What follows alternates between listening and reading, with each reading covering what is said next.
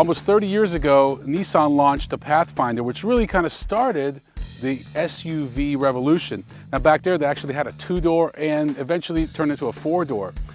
In many ways, the second generation Pathfinder was ahead of its time because it was a unibody. Now, fast forward to 2012, and we have the 2013 fourth generation Pathfinder, and it's all about capability, roominess, and comfort. Now it all starts with right here.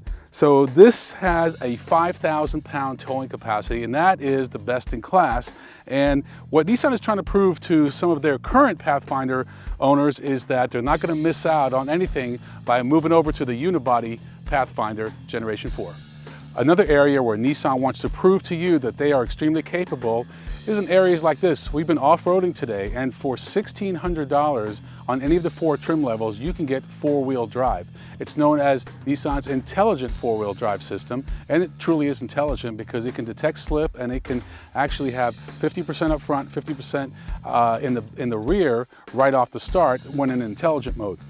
Now, another thing that Nissan wants you to know is that how efficient the Pathfinder is. 26 miles to the gallon on the highway, and that's class leading. One of the things they borrowed from the sister car, the Infiniti JX, is the latch and glide system, which is part of the Easy Flex seating system.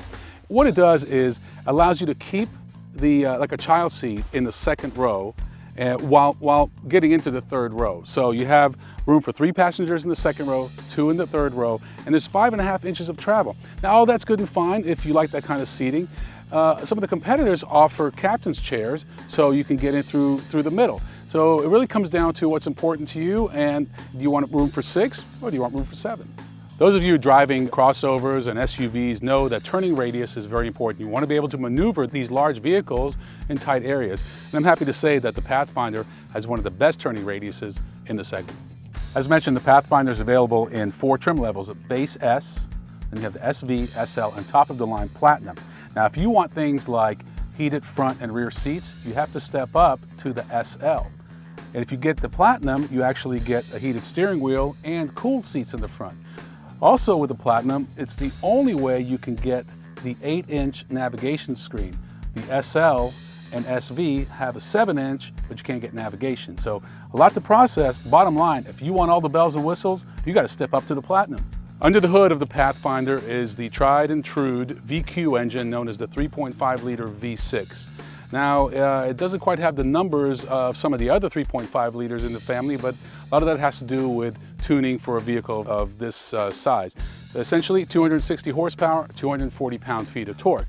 Now that's made it to a CVT transmission, which is one of the reasons that it gets such great fuel economy. Another reason is that they've lightened the overall weight by 500 pounds. It's a lot of weight reduction, and again, that's why you're getting such great fuel economy.